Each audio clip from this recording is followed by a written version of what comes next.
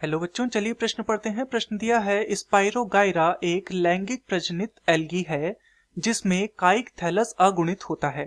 Spirogyra में अर्धसूत्री विभाजन। विकल्प ए है कभी नहीं होता है, विकल्प बी है गैमेट उत्पन्न करने के समय होता है, विकल्प सी है निषेचन के बाद होता है तथा विकल्प डी है काइक वृद्धि के दौरान होता है।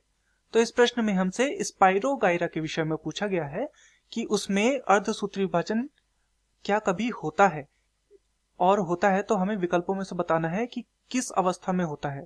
तो इस प्रश्न की जो मुख्य अवधारणा है वो स्पाइरोगाइरा के विषय में है, स्पाइरोगाइरा। तो चलिए देखते हैं स्पाइरोगाइरा क्या होता है और क्या उसमें अर्धसूत्री विभाजन होता है या नहीं होता। तो स्पाइरोगाइरा जो है वो एक शैवाल है। ये क्या है? एक शैवाल है तथा इसमें जो इसकी जो कोशिकाएं होती हैं वो अगुणित होती हैं। अगुणित अर्थात हैप्लॉइड जिसे हम बोलते हैं, तो ये इसकी कोशिकाएं अगुणित होती हैं तथा इसके जो नर व मादा युग्मक होते हैं, जो नर व मादा युग्मक होते हैं वो भी क्या होते हैं? वो भी अगुणित होते हैं अर्थात हैप्लॉइड होते हैं। तथा क्योंकि ये हैप्लॉइड होते हैं या फिर अगुणित होते हैं तो इस कारण से इनमें स्पाइरोगाइरा में हमें समसूत्री विभाजन देखने को मिलता है, समसूत्री विभाजन।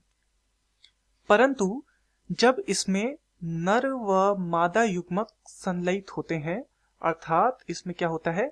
निषेचन होता है। निषेचन, तो निषेचन के पश्चात इसमें निर्माण होता है जाइगोट का।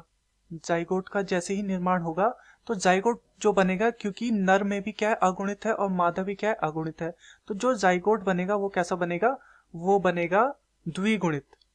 और तत्पश्चात इसमें होगा अर्धसूत्री विभाजन।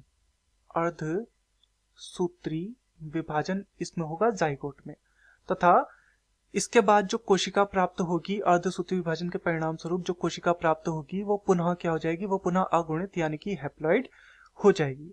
तो इस प्रकार से हमने देखा कि निषेचन के पश्चात क्या हुआ? यहाँ पर अर्धसूत्री विभाजन हुआ है। तो चलिए विकल्पों को देखते हैं। विकल्प ए है कभी नहीं होता, बिल्कुल गलत है क्योंकि निषेचन के बाद यहाँ पर हुआ है। विकल्प बी है गैमेट उत्पन्न करने के समय होता है, तो गैमेट उत्पन्न करने के समय नहीं हुआ है, ये भी गलत है। विकल्प सी है निषेचन के बाद होता है, बिल्कुल जैसा हमने निषेचन के बाद देखा जाइगोट में अर्धसूत्री विभाजन हुआ है, तो ये बिल्कुल सही है। तथा विकल्प डी है कायिक वृद्धि के दौरान होता है, तो कायिक वृद्धि के दौरान नहीं होता है। तो दिए गए प्रश्न का सही उत्तर होगा विकल्प सी, निषेचन के बाद होता है।